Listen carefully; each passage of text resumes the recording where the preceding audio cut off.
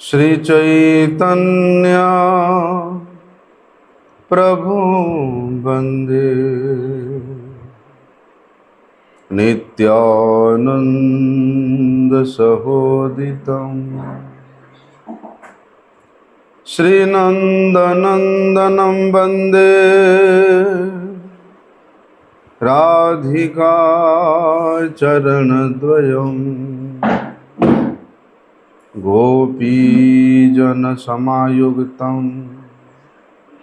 वृन्दावनमनोहरम्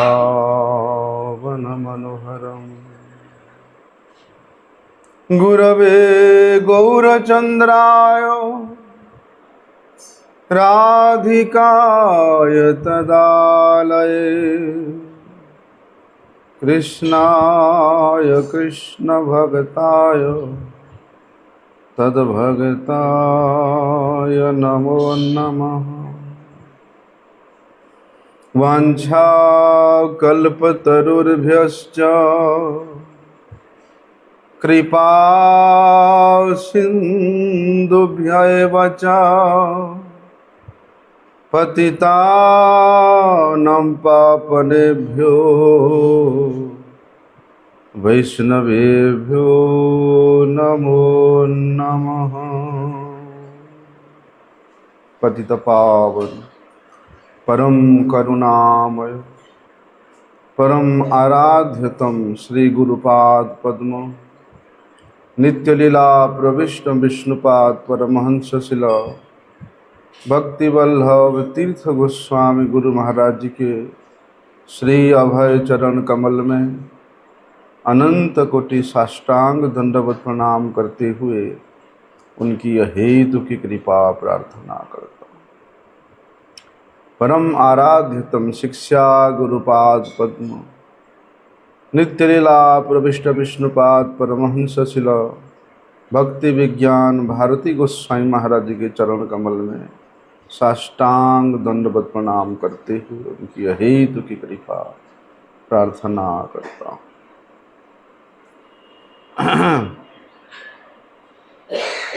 हम लोग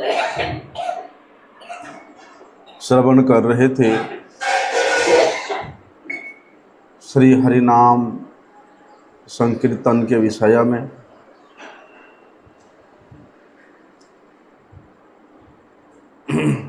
हमारे शास्त्रों ने जिस प्रकार से साधन करने का निर्देश दिया है, उन शास्त्रों के नियमों को पालन करते हुए यदि साधन किया जाए, क्योंकि साधन अवस्था में साधक को प्रत्येक नियम को पालन करना चाहिए और शास्त्र ऐसे साधकों को शासन करने के लिए ही शिक्षा प्रदान करते हैं। लेकिन यदि शास्त्र के उन शासन को, गुरु वैष्णवों के शिक्षा को,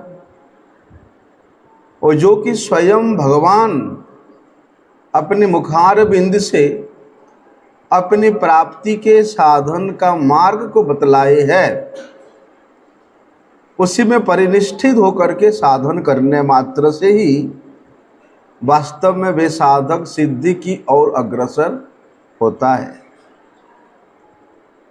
जैसे काल हम लोगों ने श्रवण किया था कि इस कली काल में हरिनाम संकीर्तन ही सबसे श्रेष्ठ साधन है। जिस संबंध, अविधेय और प्रयोजन के तत्व को हम लोग गुरु वैष्णव के मुख से श्रवण करते हैं, बोलते वे प्रयोजन तत्व वही हरिनाम है, वही हरिनाम संकीर्तन है। लेकिन वे हरिनाम संकीर्तन, वे हरिनाम कीर्तन किस प्रकार से करें, इसका विचार हम लोगों को करना चाहिए। या हमारे गुरुजनों ने जो विचार हम लोगों के कल्याण के लिए स्थापन किया है उसको ग्रहण करना चाहिए। श्री कृष्ण और श्री कृष्ण नाम ये कोई अलग अलग वस्तु नहीं है। जिस प्रकार से भगवान श्री कृष्ण के श्री विग्रह को हम लोग अतीव यत्न के साथ,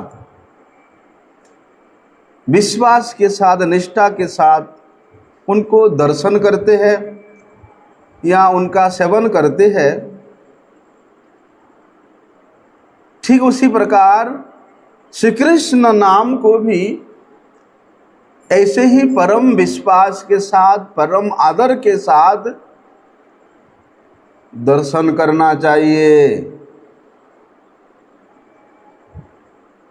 सेवन करना चाहिए। श्री कृष्ण नाम में यदि यत्न ना हो, आदर ना हो, निष्ठा ना हो, तो फिर वे साधन के वस्तु को लेकर के साधना नहीं कर सकता है। जिस दिन स्वयं श्री कृष्ण में और श्री कृष्ण नाम में हमारा एक ही स्वरूप का दर्शन होगा, एक ही रूप का दर्शन होगा, एक ही लीला का दर्शन होगा, एक ही गुण का दर्शन होगा, उसी दिन समझ लेना कि हाँ, आज हमारे जिह्वा में भगवान का नाम कृपा करके वे नृत्य किए हैं, कीर्तित हुए हैं। ऐसा तभी अनुभव होता है। यद्यपि वे नाम अनेक प्रकार से अपना प्रतीति प्रदान करे, जैसे कि श्री भक्ति विनोद ठाकुर जी के भाषा में कि कृष्ण नाम तुआ अनेक स्वरूप, कि हे कृष्ण नाम आपका एक स्वरूप नहीं है, आपका अनेक स्वरूप है। तो विभिन्न रूप में, अलग अलग रूप में यदि श्री कृष्ण नाम प्रतीत होता है, अलग अलग रस में, अलग अलग भाव में यदि श्री कृष्ण नाम कीर्तित होता है, ग्रहण होता है, तो भी वही एक नाम में श्री कृष्ण का रूप, गुण, लीला, परिकर के वैशिष्ट्य, ये सब दर्शन होता है। क्योंकि ये सब नाम, रूप, गुण, लीला, धाम, परिकर, वैशिष्ट्य, ये सब के सब भगवत नाम के अंदर में समाहित है, अलग से नहीं। जैसे इस जगत में लोग सबका नाम देते हैं, ठीक है, लेकिन उनके नाम में और उस नामी के गुण में कोई विशेष लक्षण दिखाई नहीं देता। नाम और नामी में पार्थक्य दिखाई देता है, हैं?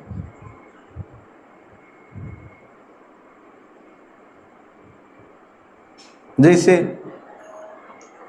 हमारे प्रभु जी का नाम अशोक है, हैं? अशोक का अर्थ क्या है? शोक रहित, जहां शोक नहीं है, हैं? लेकिन मैं तो देखता हूं आप शोकाकुल रहते हो। आप शोक में आक्रांत रहते हो। तो उनके नाम में और उनके गुण में एकीभूत लक्षित नहीं हो रहा है, अलग अलग लक्षण वहां दिखाई दे रहा है। किंतु भगवान का नाम अपराकृत है, श्री कृष्ण नाम अपराकृत होने के कारण, चिन्मय होने के कारण, नित्य मुक्त नित्य सिद्ध होने के कारण उस नाम के संबंध में उस प्रकार का अलग अलग नहीं है। जिस प्रकार का नाम है उसी प्रकार का गुण है। जैसे कृष्ण, अब कृष्ण शब्द का अर्थ क्या है? जिस वस्तु को हम लोग कृष्ण के नाम से पुकार रहे हैं, जिस तत्व को हम लोग कृष्ण के नाम से जपन कर रहे हैं, क्या उनमें वो गुण है? कृष्ण शब्द का अर्थ है कृषि भूवाचक शब्द णश्च निवृत्तिवाचक। बोलते कृष्ण, ये सबको अपनी ओर आकर्षण करने वाले हैं। किस प्रकार से? जो व्यक्ति ये कृष्ण दो शब्द का उच्चारण करता है तो वे कृष्ण भूवाचक शब्द, वे कृष्ण बोलते ही कृष्ण शब्द का उच्चारण करते ही उसके हृदय में कर्षण हो जाता है। जिस प्रकार से कृषक खेती करता है तो पहले क्या करता है? अपने जमीन को उर्वर करता है। कैसे? जोत के उसको उर्वर करता है। उसी प्रकार कृष्ण नाम का कृ शब्द उच्चारण करने मात्र से हमारे हृदय में जितना भी अनर्थ है, जितना भी घास फूस कांटा कंकड़ है, वो सब दूरीभूत हो जाता है। और कृष्ण जब संपूर्ण शब्द उच्चारण हो जाता है, फिर वहाँ जो उर्वर भूमि है वहाँ पर कृष्ण रूपी कल्प वृक्ष या कृष्ण नाम रूपी कल्प वृक्ष वहाँ अंकुरित हो जाता है।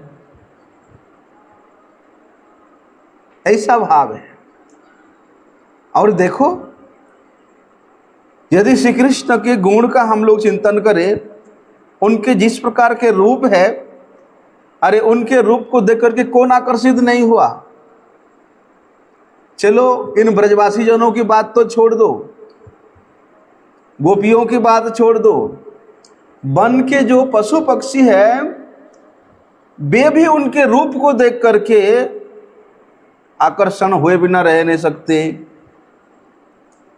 वन के वृक्ष लता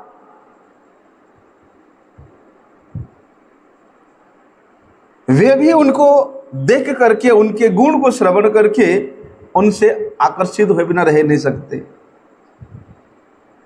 इसलिए उस अपराकृत भगवत नाम जिस प्रकार का है, बोलते उस प्रकार के उस नामी का गुण भी है। इसलिए भगवान के नाम और स्वयं भगवान नामी में किसी प्रकार का कोई पार्थक्य परिलक्षित नहीं होता है, दिखाई नहीं देता है। इसलिए तो स्वयं भगवान श्री चैतन्य महाप्रभु विशेष रूप से इस कली युग में प्रकट होकर के वही हरिनाम संकीर्तन को ही, श्री कृष्ण नाम भजन ही एकमात्र हमारा अभिधेय है, इसका शिक्षा दिया। जिस प्रकार से भगवान के साथ हमारा संबंध होता है और वे संबंध के अनुसार ही भगवान का सेवन होता है। संबंध के अनुसार ही ददाते प्रतिगृह्णाति गुह्यम अच्छाते पुच्छति भुंक्ते भोजयते चैव। ये जो प्रीति का 6 प्रकार का लक्षण है, ये संबंध के द्वारा ही होता है। जहाँ संबंध जितना अधिक प्रगाढ़ होता है, वहाँ ये प्रेम का आदान प्रदान ही उतना अधीर मधुरता के साथ होता है। बोलते उसी प्रकार वे अभिन्न नामी के जो नाम है, वे नाम के साथ भी हमारा संबंध होना चाहिए। जिस दिन स्वयं नाम के साथ हम अपना संबंध को अनुभव करेंगे, उसी दिन उस नाम को किस प्रकार परम आदर के साथ सेवा करेंगे, वे नाम को अत्यंत जत्न के साथ उनका सेवन करेंगे, वो ज्ञान होगा। इसलिए श्रीमन महाप्रभु हरिनाम संकीर्तन को ही हमारा एकमात्र अभिधेय के रूप में, कर्तव्य के रूप में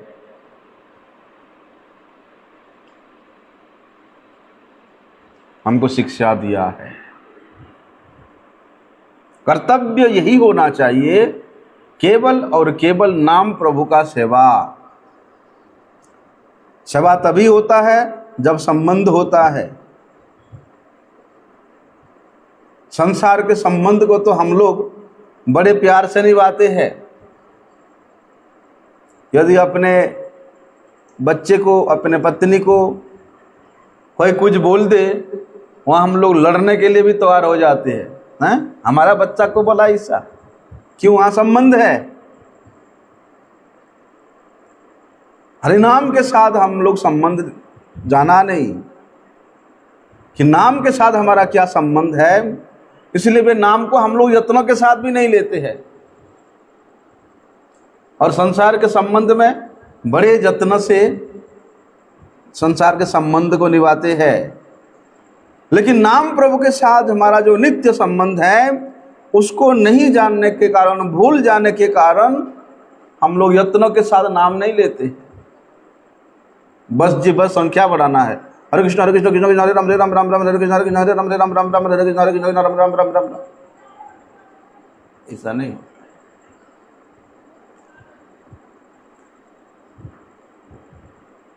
यतने पालन करी।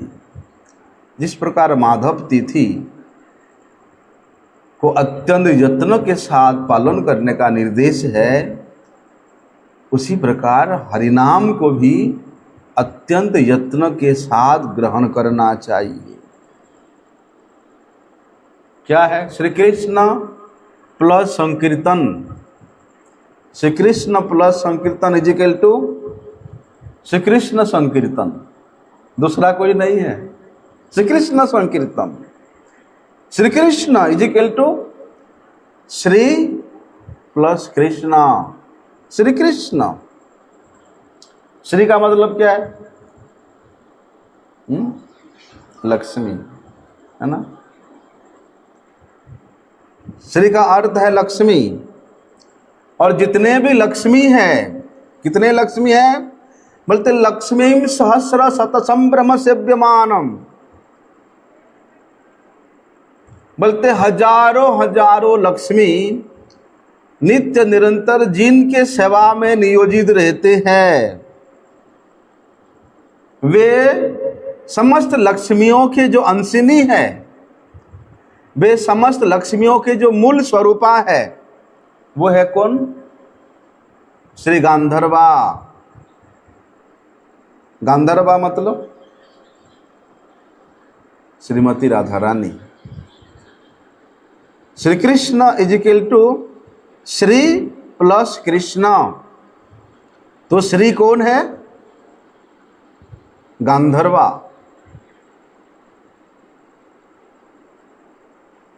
और कृष्ण बोलते वही श्री कृष्ण। श्री कृष्ण का अर्थ होता है वे गांधर्वा के सहित जो कृष्ण है, वो श्री कृष्ण है।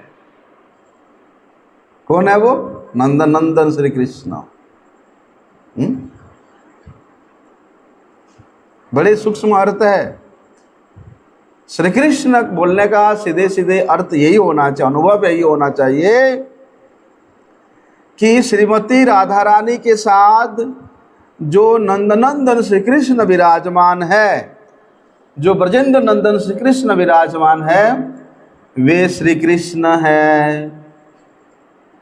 इसलिए राधे कृष्ण या हरे कृष्ण या श्री कृष्ण एक ही नाम है। कैसे एक नाम है? श्री कृष्ण में तो राधा रानी का नाम नहीं है, राधे कृष्ण में है, हरे कृष्ण में है राधा रानी, श्री कृष्ण में तो नहीं है। श्री कृष्ण तो केवल श्री कृष्ण है। तो श्री मतलब है श्री गांधर्वा, श्री श्री गांधर्वा गिरिधारी। गांधर्वा के साथ जो गिरिधारी है, श्रीमती राधा रानी के साथ जो ब्रजेंद्र नंदन है, वे है श्री कृष्ण। इसी प्रकार बोलते संकीर्तन, श्री कृष्ण प्लस संकीर्तन is equal to Shri Krishna संकीर्तन। श्री कृष्ण तो हम समझ गए, कौन है श्री कृष्ण? गांधर्वा के सहित जो ब्रजेंद्र नंदन। संकीर्तन का अर्थ क्या है? बोलते हैं जो कीर्तन। किस प्रकार के कीर्तन? बोलते सभी लोग मिलित होकर के एक स्वर में जो कीर्तन किया जाता है उसको संकीर्तन कहा जाता है। संकीर्तन कहो चाहे सम्यक कीर्तन कहो। सम्यक रूप से प्राणेर अर्थे धिया वाचा श्रेय आचरणम सदा। बोलते प्राण से, मन से, वाणी से यदि आप श्रेय आचरण करना चाहते हो तो उसका सरल उपाय है सम्यक कीर्तन। ठीक है, सम्यक कीर्तन। और यही सम्यक कीर्तन अर्थात यही संकीर्तन करने का ही श्रीमन महाप्रभु जी ने हम लोगों को निर्देश दिया है। बोलते इस प्रकार के जो सम्यक कीर्तन या संकीर्तन है, श्री कृष्ण कथा का कीर्तन है। श्री कृष्ण कथा भी कीर्तन है। अभी हम लोग जो कर रहे हैं भी कीर्तन ही हो रहा है। जिनके कीर्ति का गुणगान किया जाए वही कीर्तन है, चाहे वो गद्य आकार में हो चाहे वो पद्य आकार में हो, है तो कीर्तन ही। इसलिए श्री कृष्ण के जितने भी कथाओं का कीर्तन है, बोलते उन कीर्तन में नाम रूप गुण लीला धाम परिकर उन सभी का कीर्तन हो जाता है। उन सभी का कीर्तन हो जाता है। इसलिए श्रीमन महाप्रभु जी कहते हैं कि जो साधक, जो भक्त लखपति नहीं है, उसके हाथ से श्रीमन महाप्रभु जी जल भी ग्रहण नहीं करते हैं। ठीक है भैया, जो पुजारी होता है उसका तो पूरे दिन का सेवा रहता है और पुजारी भोग निवेदन करता है। यदि वे 1 लाख नाम जप ना कर सके तो श्रीमन महाप्रभु जी उसके हाथ से ग्रहण करेंगे नहीं। देखिए कितना विचार है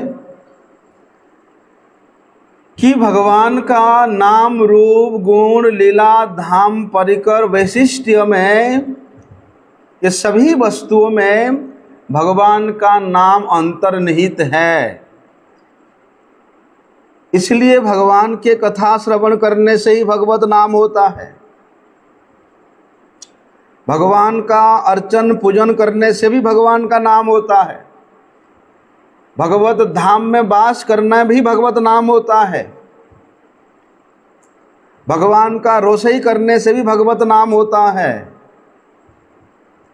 तो इस प्रकार से जब एक साधक अपनी दिनचर्या का अधिकांश समय भगवत संबंधी क्रियाओं में लगा रहता है तो वे लखपति है। वे लखपति है, उसका 1 लाख नाम से अधिक हो जाता है। लेकिन जो व्यक्ति केवल माला लेकर के ना कथा सुनेगा, ना कीर्तन करेगा, ना सेवा करेगा और 1 लाख नाम के पीछे हरे कृष्ण कृष्ण कृष्ण हरे राम राम राम हरे कृष्ण हरे कृष्ण राम राम राम हरे हरे, उसका तो एक भी नाम नहीं हो रहा। से। बड़े सूक्ष्म विचार है। इसलिए कहते हैं ऐसे जो सम्यक संकीर्तन है, सम्यक कीर्तन है, वे संकीर्तन ही विशेष रूप से वे जययुक्त होना चाहिए। इतना भी साधन है, उन तमाम साधनों में श्री कृष्ण संकीर्तन ही सबसे श्रेष्ठ साधन है। इसलिए श्रीमन महाप्रभु क्या निर्देश है कि शयन की भोजन की वा जागरण अहर्निश चिंत कृष्ण बलह बदने खाइते सोईते जथा तथा नाम लय देश काल नियम नाही सर्वसिद्धि है।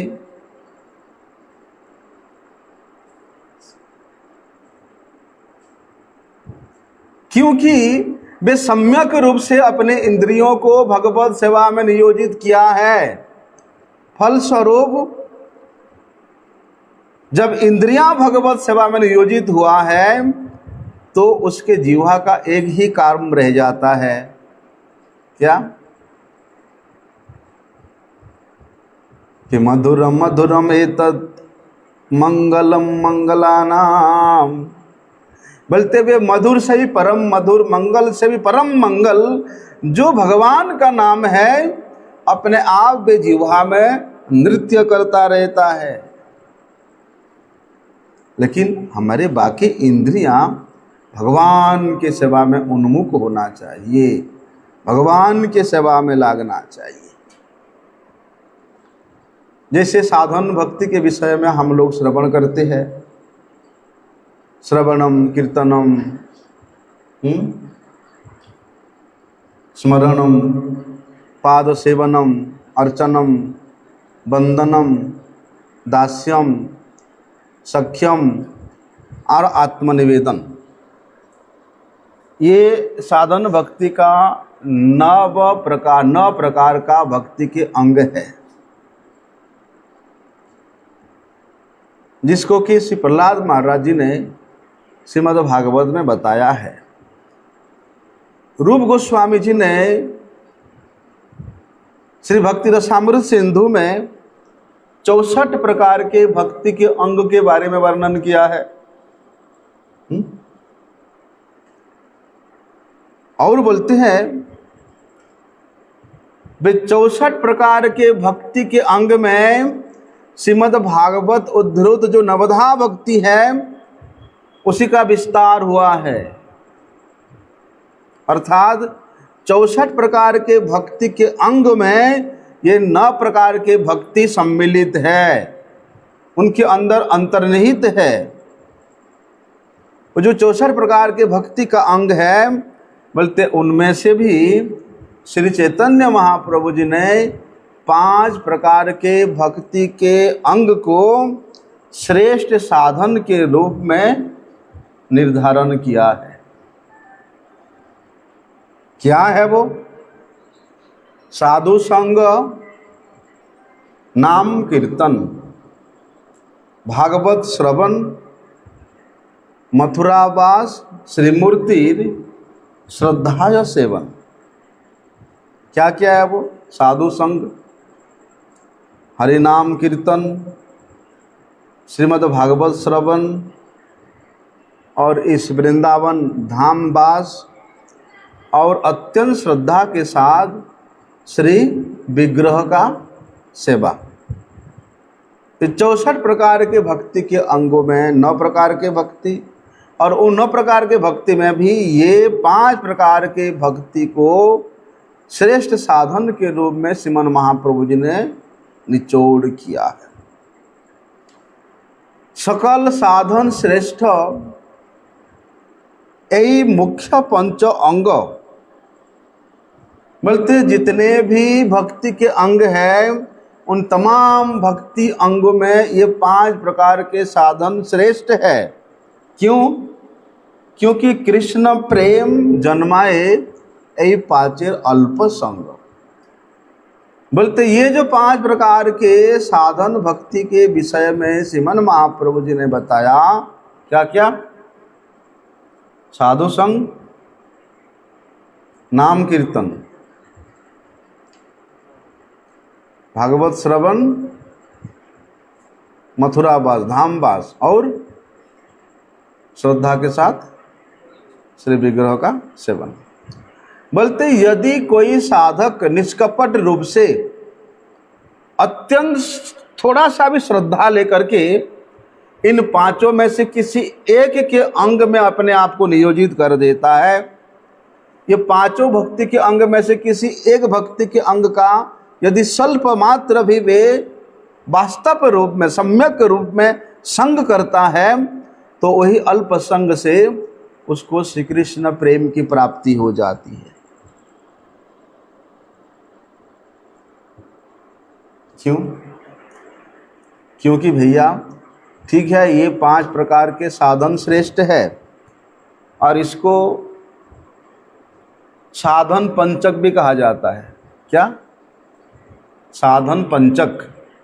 यदि कोई वैष्णव पूछे जिस प्रकार से विष्णु पंचक है, इस प्रकार से बोलते 7 पंचक है।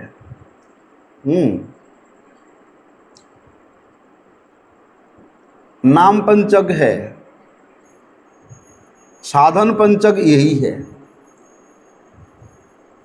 ये जो साधन पंचक है, बोलते ये 5 प्रकार के साधनों के मध्य में, ये 5 प्रकार के साधन के मूल में क्या है?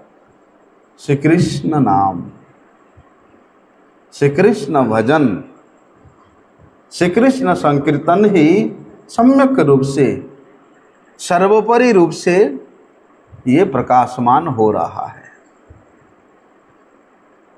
इसलिए नाम स्मरण के बिना धामवास नहीं होता, नाम स्मरण के बिना हरि कीर्तन नहीं होता, नाम कीर्तन के नाम स्मरण के बिना भागवत श्रवण नहीं होता, नाम स्मरण के बिना श्री विग्रह सेवन नहीं होता। यदि ये 5 प्रकार के भक्ति अंग करते करते भगवान के नाम का स्मरण किया जाए, कीर्तन किया जाए, भगवान के नाम का सेवन किया जाए, तो बोलते ये 5 भक्ति के अंग का संग प्राप्त हो सकता है।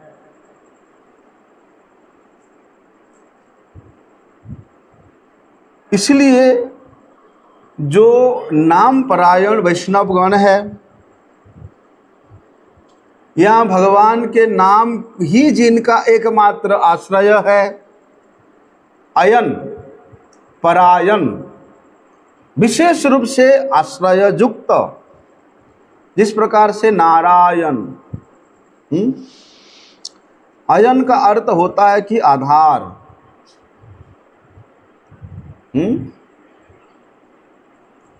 जिस प्रकार भगवान नारायण नर मतलब जल, जल के आश्रय को लेकर के जिन्होंने शयन मुद्रा में है वे नारायण, उसी प्रकार जिन साधकों ने केवल भगवान के नाम के आश्रय लेकर के जीवित रहते हैं वे हैं परायण, वे है नाम परायण। ऐसे जो नाम परायण महात्मागण है, ऐसे नाम परायण महात्मा गणों के मुख से जो नाम कीर्तित होता है, कीर्तन होता है, बोलते ऐसे नाम परायण या सर्वक्षण हरिनाम कीर्तनकारी साधु पुरुषों के संग करने से नाम भजन में रुचि होता है। इसलिए निर्देश क्या है कि भैया ये अविधेय स्वरूप भगवद नाम संकीर्तन में रुचि प्राप्त करना है तो नाम परायण महात्माओं के संग करना पड़ेगा, उनके चरणों का आश्रय ग्रहण करना पड़ेगा। इसलिए साधु संग का जो बात वहाँ पर श्रीमन महाप्रभु बताया 5 भक्ति अंगों में से कि जिनके संग करने से नाम में हमारा रुचि पैदा हो, जिनका दर्शन करने मात्र से भगवान का नाम स्मरण हो, जिन महात्माओं के साथ आलापन करने मात्र से भगवान के गुणगान का कीर्तित हो, बोलते ऐसे महात्माओं के संग को ही साधु संग। ये 5 प्रकार के भक्ति अंग का जो प्रथम आदौ साधु संग, ये साधु संग यही है, इसलिए साधु संग के विषय बताया है। और श्रीमद् भागवत में परम धर्म के विषय में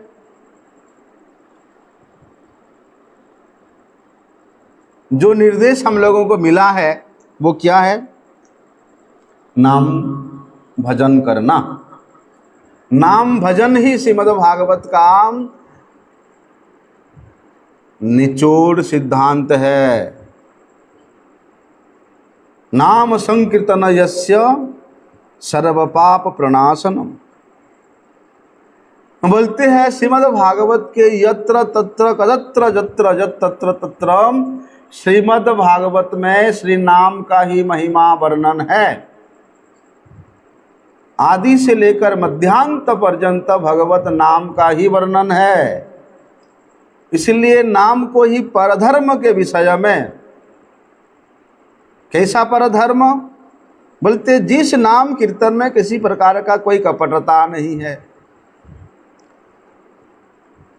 हम नाम कीर्तन भी करेंगे और कपटता भी करेंगे, ऐसे लोगों के मुख में नाम कीर्तित नहीं होता है। इसलिए परधर्म के विषय में श्रीमद् भागवत क्या वर्णन किया है कि धर्म प्रज्जित कोइतवो अत्रो परमो निर्मत्सराणाम सताम। बोलते जो निर्मत्सर संत महात्मा गण है, जिनके मुख से वे पर धर्म हमेशा साधित होता है, सेवित होता है, बोलते उनके संग के विषय में बताया है। और उनके संग करने मात्र से ये परधर्म, सर्वश्रेष्ठ धर्म श्री कृष्ण संकीर्तन ये कीर्तित हो सकता है। क्या बताया श्रीमद् भागवत में कि एतावान एव लोके अस्मिन् पुंसाम धर्म परः स्मृतः भक्ति जोगो भगवती तत्नाम ग्रहणादिभिः। एतावान एव लोके अस्मिन् पुंसाम धर्म परः स्मृतः। बोलते भैया इसी लोक में, इस पृथ्वी लोक में कौन सा परधर्म बताया पुंसों के लिए, मनुष्यों के लिए? अत्यंत भक्ति योग के साथ भगवान के नाम ग्रहण करना ही परधर्म है, श्रेष्ठ धर्म है। यद्यपि इस कलिजोक में अनेक दोष है, कलेर दोष निधे राजन यस्ति एक महान गुण कीर्तनादेव कृष्णस्य मुक्त संगः परम व्रजेत। यद्यपि ये कलिजुग दोषों का खान है, गंता घर है, यहाँ अनगिनत दोष भरा हुआ है, लेकिन एक महान गुण है, वो क्या है? कीर्तनाद एव कृष्णस्य, कि भगवान के नाम का कीर्तन यदि कोई करता है, किस प्रकार से? बोलते मुक्त संगः, मुक्तानाम संगः। जो मुक्त संग है अर्थात संसार के समस्त प्रकार के आसक्तियों से मुक्त होकर के उस मुक्त के परम मुक्त स्वरूप भगवान के पाद पदों में जिन्होंने अपने आप को समर्पित कर दिया है, ऐसे जो संत जन है, ऐसे जो नाम परायण सेवा परायण संत जन है, महात्मा जन है, उनका संग को ही सर्वश्रेष्ठ संग बताया है। क्योंकि ऐसे महात्माओं के संग के द्वारा ही कीर्तनादेव कृष्णस्य, भगवान कृष्ण का कीर्ति का गुणगान होता है, कीर्तन होता है। देखो अलग अलग युग में अलग अलग साधन बताया है। क्या बताया है कि कृतेय ध्यायतो विष्णु, कि भैया सत्य युग में कौन सा परधर्म था? भगवान विष्णु का ध्यान करना, ध्यायतो विष्णु। बोलते हैं लोग हजारों हजारों वर्ष तक एक ही पैर में, एक ही अंगूठी पे खड़ा होकर के वे ध्यान कर सकते थे, तपस्या कर सकते थे।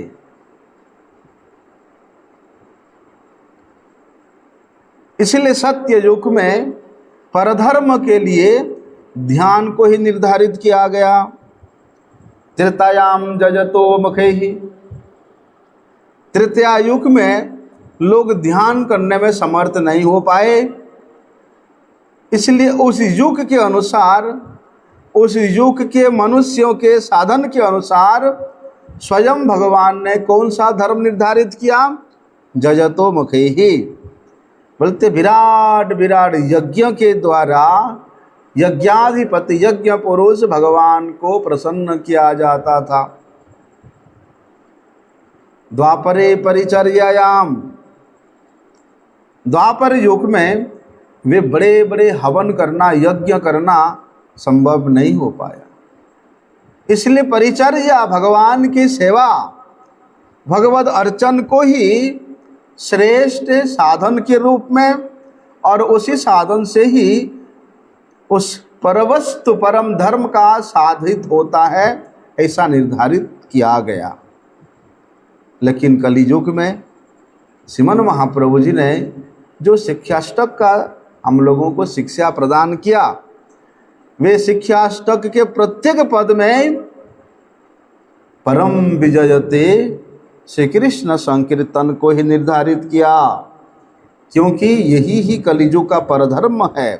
कलौ तत् हरिकीर्तनात्, हरिकीर्तन ही इस कलियुग का सर्वश्रेष्ठ धर्म है। इसलिए वे सर्वश्रेष्ठ साधन को, वे सर्वश्रेष्ठ परधर्म को किस प्रकार से याजन करना चाहिए, किस प्रकार से सेवन करना चाहिए, उसका तरीका हम लोगों को पता होना चाहिए।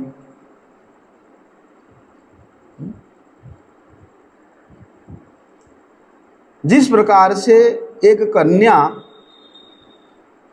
एक नई घर में ब्याह होकर के जाती है, पहले जमाने में ऐसा सिस्टम था कि वे कन्या किस प्रकार अपने ससुराल में जाकर के बड़े निष्कंटक रूप से अपने आप को मैचिंग कर पाएगा, उसलिए वो कन्या अवस्था में उसके माँ उसको सब शिक्षा प्रदान करती थी। आजकल तो होता नहीं कुछ। आजकल नई नवेली बहू तो भैया रोटी तक बनाना नहीं जानते हैं। अरे कुछ कुछ तो चाय भी बनाना नहीं जानते हैं, जो लोग चाय पीते हैं। हाँ, बोलते उसी प्रकार किस प्रकार से भी साधना किया जा सकता है, किस प्रकार से भी परधर्म स्वरूप भगवत नाम कीर्तन का सेवा किया जाता है, उसका शिक्षा हम लोगों को यहाँ मिलता है।